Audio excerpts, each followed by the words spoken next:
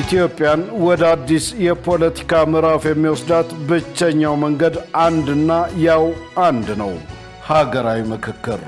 የኢትዮጵያ ፖለቲካ ላለፉት አያሌ ዓመታት የታሪክ ጠባሳዎችን የጽንፍ ርዕዮተ ዓለማትንና እኔ ካልመራው እንጠፋፋለን የሚሉ አጥፊ ትርክቶችን ሲያስተናግድ ቆይቷል። ይህ አካሄድ ሀገራችንን ለከፋ እርስ በርስ ግጭት፣ ለህዝብ መፈናቀልና ለከፍተኛ ማህበራዊ ስብራት ዳርጓት ቆይቷል። ነገር ግን ከነዚህ ሁሉ መከራዎችና ውጣ ውረዶች በኋላ አሁን ላይ በኢትዮጵያ ፖለቲካ ምህዳር ውስጥ አንድ አዲስና ተስፋ ሰጪ ጭላንጭል መታየት ጀምሯል። ይህም ከመጠፋፋት ፖለቲካ ወደ መደማመጥ ባህል መሸጋገር ነው። የሀገራችንን ቀጣይ ጣፋንታ ለመወሰን እጅግ ወሳኝ ምዕራፍ ነው ሀገራዊ ምክክር። በዚህ የሽግግር ወቅት የይዘት ፈጣሪዎች፣ የሚዲያ ተቋማትና የፖለቲካ ተንታኞች ሚናም ከጦርነት ነጋሪት ጎሳሚነት ወደ ሰላም አምባሳደርነት መቀየር አለበት። ለኢትዮጵያ ትንሣኤ ኢትዮጵያውያን እየተመካከርን ነው።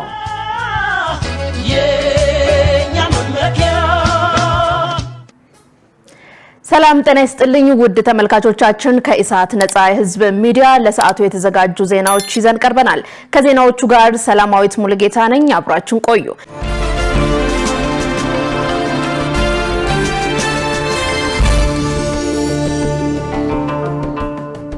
ቀዳሚ ወዳደረግነው ዜና ተሻገርን። የውጭ ጉዳይ ሚኒስትር ዶክተር ጌዲዮን ጢሞቴዎስ ተለዋዋጭ በሆነው የዓለም ጂኦፖለቲካ አፍሪካ ስትራቴጂያዊ ተዋናይ መሆን እንዳለባት ገለጹ። ሚኒስትሩ አህጉራዊና ዓለም አቀፋዊ ሁነቶችን የተመለከቱ ነጥቦችን ባነሱበት ንግግራቸው ጉባኤው የዓለም አቀፍ ስርዓትና የጂኦፖለቲካዊ አወቃቀሮች ጥልቅ ለውጥ እየታየባቸው ባሉበት ወቅት የሚካሄድ መሆኑን አመልክተዋል። የጂኦፖለቲካ ውድድር፣ የቴክኖሎጂ ሽግግር፣ የአየር ንብረት ለውጥ ተጽዕኖዎች እንዲሁም ስልታዊ በሆኑ ተፈጥሯዊ ሀብቶች ላይ እየተካሄደ ያለው ውድድር አዲስ የዓለም አቀፍ ስርዓት እየፈጠረ መሆኑን ጠቁመዋል። አፍሪካ ይህንን አጋጣሚ በመጠቀም ለዓለም አቀፍ ፈተናዎች አፍሪካውያን መፍትሄዎችን ማቅረብ የምትችል ስትራቴጂያዊ ተዋናይ መሆን እንዳለባት አሳስበዋል። ህብረቱ ውሳኔዎችን በተግባር ለመተርጎም የሚያስችለውን የራሱን ዘላቂና አስተማማኝ የፋይናንስ ምንጭ ማረጋገጥ፣ የጋራ ሀብቶችን በትብብር በፍትሃዊነትና በጋራ ተጠቃሚነት መርህ ላይ በመመስረት ለአህጉራዊ ትስስርና ብልጽግና ማዋል፣ ችግሮችንም በአፍሪካውያን ተቋማትና ማዕቀፎች መፍታት እንደሚገባም ገልጸዋል። የአፍሪካ ህብረት የአህጉሪቷን ቅድመ አጀንዳዎች የሚያስፈጽሙ፣ መብቷን የሚያስከብርና ተስፋ ሰጪ ድምጽ ሆኖ መውጣት እንዳለበትም ጌዲዮን ጢሞቴዎስ መግለጻቸውን የውጭ ጉዳይ ሚኒስቴር መረጃ አመልክቷል። የኢትዮጵያ ብሔራዊ ጥቅም ማስጠበቅና ቀጠናዊ ትስስርን ማጠናከር የሚያስችሉ አበይት ተግባራት መከናወናቸውን የውጭ ጉዳይ ኢንስቲትዩት አስታወቀ። የኢንስቲትዩቱ የአውሮፓና የአሜሪካ ጉዳዮች ዳይሬክተር አቶ ሽመልስ ኃይሉ እንደተናገሩት በተጠናቀቀው በጀት ዓመት የሀገሪቱን ብሔራዊ ጥቅም መሰረት ያደረጉ ዓለም አቀፍ የምሁራን መድረኮች ተካሂደዋል። በተለይም የቀይ ባህር ተጋሪ ሀገራት ምሁራንና አጋር አካላት የተላለፉበት ዓለም አቀፍ ኮንፈረንስ መካሄዱን የጠቆሙት ዳይሬክተሩ መድረኩ የኢትዮጵያን መሰረታዊ ጥያቄዎችና ምክንያቶችን ለማስረዳት ከፍተኛ አስተዋጽኦ ማበርከቱን ተናግረዋል።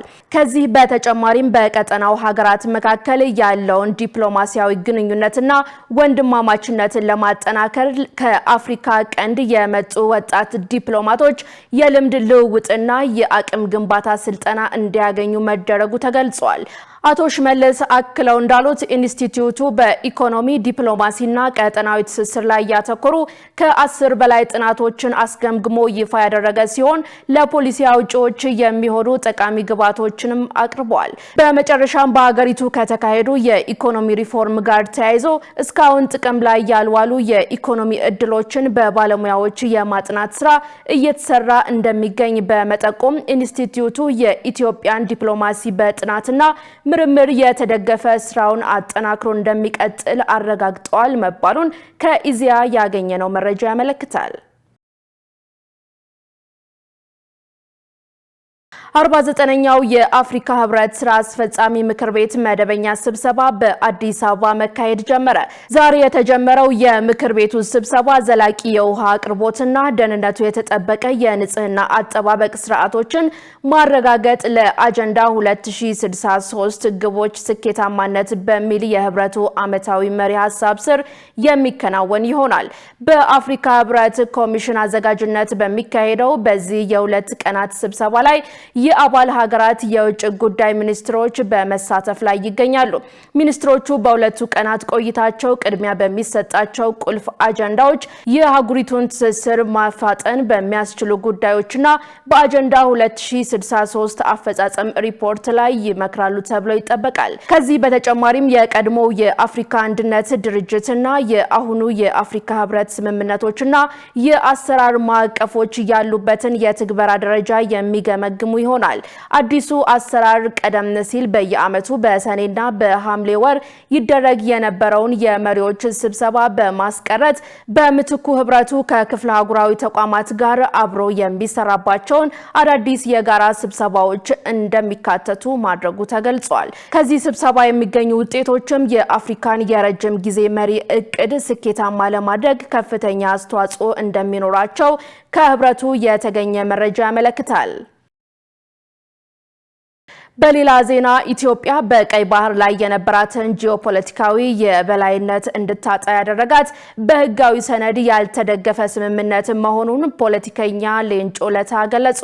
የኦሮሞ ነጻነት ግንባር መስራችና የቀድሞ አመራር አቶ ሌንጮ ለታ እንደገለጹት በወቅቱ በነበረው የፖለቲካ ሴራ ኤርትራ እንድትገነጠል ሲደረግ የኢትዮጵያን የረጅም ጊዜ ብሔራዊ ጥቅም ያላገናዘበና በህጋዊ ውል ያልተደገፈ ውሳኔ ተወስዷል። በዚህ ምክንያት የኤርትራ ጊዜያዊ መንግስት የአሰብን ወደብ ጨምሮ ሙሉ የባህር ዳርቻውን እንዲቆጣጠር መደረጉን ተናግረዋል። አቶ ሌንጮ አክለውም ሀገራችን ካላት እየመነጨ የመጣ የህዝብ ቁጥርና የኢኮኖሚ እድገት አንጻር የባህር በር ማግኘት የፖለቲካ ቅንጦት ሳይሆን የህልውና ጉዳይ መሆኑን አብራርተዋል።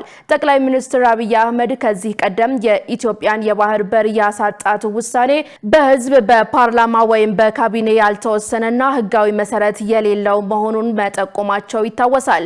በአሁኑ ወቅት ኢትዮጵያ የባህር በር ፍላጎቷን በህጋዊና ዲፕሎማሲያዊ መንገድ ለማስከበር የምታደርገው ጥረትም ይህን ታሪካዊ ስህተት ለማስተካከልና የሀገሪቱን የረጅም ጊዜ ኢኮኖሚና ደህንነት ለማረጋገጥ ያለመ መሆኑን ተመልክቷል። መረጃው የኢቢሲ ነው። ሀገራዊ የምክክር ጉባኤው በኢትዮጵያ ታሪክ ዜጎች ስለራሳቸውና ስለወደፊት ስርዓት በነጻነት ለመምከር እድል ያገኙበት ትልቅ አጋጣሚ መሆኑን አትሌት በላይነህ ዴንሳሞ ገለጸ። በሰሜን አሜሪካ የሚኖሩ ዲያስፖራዎችን፣ አትሌቶችና ልዩ ልዩ ባለሙያዎችን በመወከል በምክክር መድረኩ ላይ እየተሳተፈ የሚገኘው አትሌት በላይነህ ሂደቱ ሊያመልጠን የማይገባ ታሪካዊ አጋጣሚ መሆኑን ለጋዜጣ ፕላስ ተናግረዋል። ምክክሩ በኢትዮጵያ ዘላቂ ሰላምና አንድነትን ለማረጋገጥ ያለመ የወቅቱ ሀገራዊ ጥሪ መሆኑንም አትሌቱ ገልጸዋል። በዓለማችንም ሆነ በሀገራችን በጦርነትና በእርስ በርስ ግጭት የሚመጣ ዘላቂ ሰላም አለመኖሩን ያመለከተው አትሌት በላይነህ ማንኛውም ሀገራዊ ልዩነትና እንቆቅልሽ የሚፈታው በሰለጠነ መንገድ በመመካከር ብቻ መሆኑን አስገንዝቧል። አክሎም የኢትዮጵያውያንን የቋንቋና የባህል ልዩነት ውበቶችን እንጂ ለግጭት ምክንያት ሊሆን እንደማይገባ በመጠቆም ሀገራዊ አንድነትን በውይይት የማረጋገጥ የታሪክ ኃላፊነትን በጋራ መወጣት እንደሚያስፈልግ አሳስቧል። በመጨረሻም በትግራይ፣ በአማራ እንዲሁም በኦሮሚያ ክልሎች ነፍጥ አንስተው የሚንቀሳቀሱ የታጠቁ አካላት ጥያቄዎቻቸውን በጦርነት ሳይሆን በዚህ ሀገራዊ የምክክር መድረክ እንዲሁም በሀገር ሽማግሌዎች አማካኝነት ወደ ውይይቱ መጥተው እንዲፈቱ ጥሪ አቅርበዋል። መረጃው የጋዜጣ ፕላስ ነው። የአዲስ አበባ ሲቪል ምዝገባና ነዋሪነት አገልግሎት ኤጀንሲ በተጠናቀቀው ዓመት ለ1.5 ሚሊዮን ዜጎች የተለያዩ አገልግሎቶችን መስጠቱን አስታወቀ።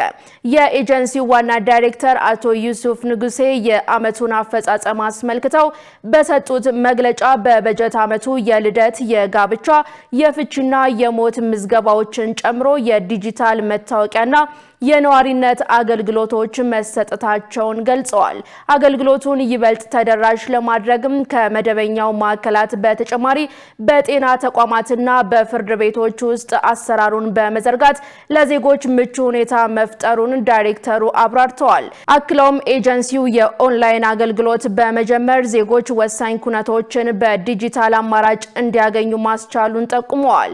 የሲቪል ምዝገባና የነዋሪነት አገልግሎቶችን ቀልጣፋ፣ ጥራት ያለውና ተደራሽ ለማድረግ የተጀመሩ የሪፎርም ስራዎች ተጠናክረው እንደሚቀጥሉ ተመልክቷል። መረጃው የጋዜጣ ፕላስ ነው።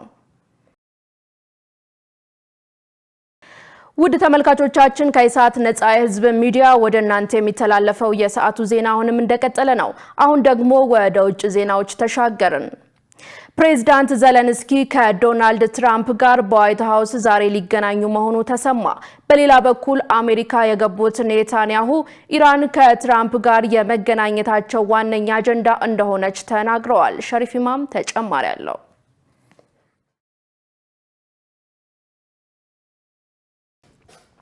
የዩክሬኑ ፕሬዝዳንት ቮሎዲሚር ዜሌንስኪ ከዩናይትድ ስቴትሱ ፕሬዝዳንት ዶናልድ ትራምፕ ጋር በዛሬው ዕለት በዋይት ሃውስ ይገናኛሉ ተብሎ ይጠበቃል።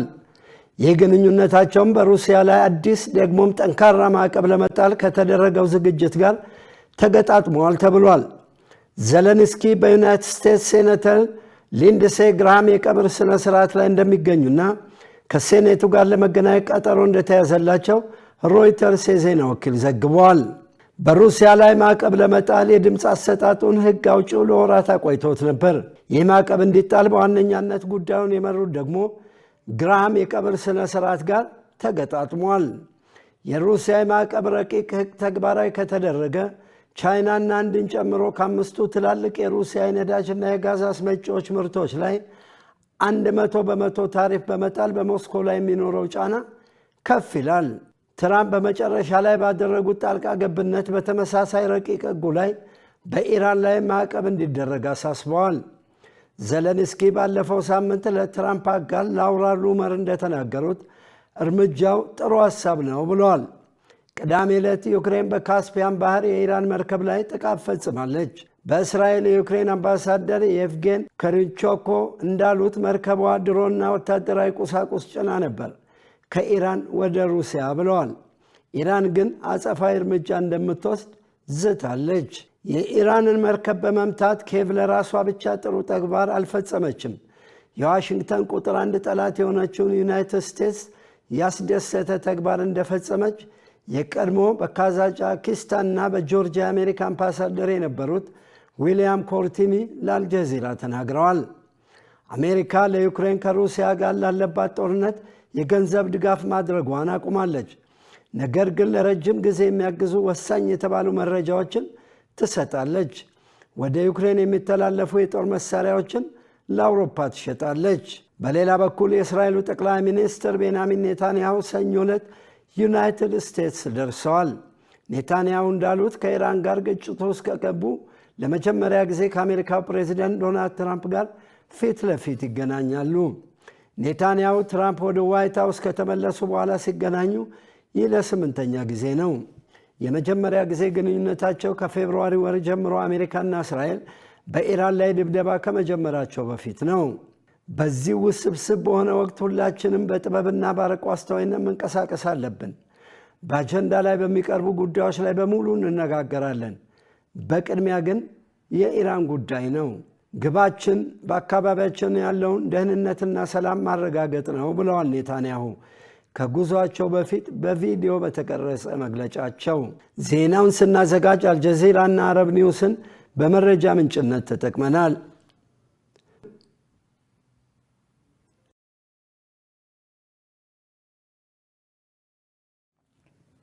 ውድ ተመልካቾቻችን ከኢሳት ነጻ የህዝብ ሚዲያ ወደ እናንተ ሲተላለፉ የነበሩ የሰዓቱ ዜናዎች ተጠናቀዋል። ከዜናዎቹ ጋር ሰላማዊት ሙሉጌታ አብራችሁ ቆይታ አድርጋለሁ። መልካም ጊዜ።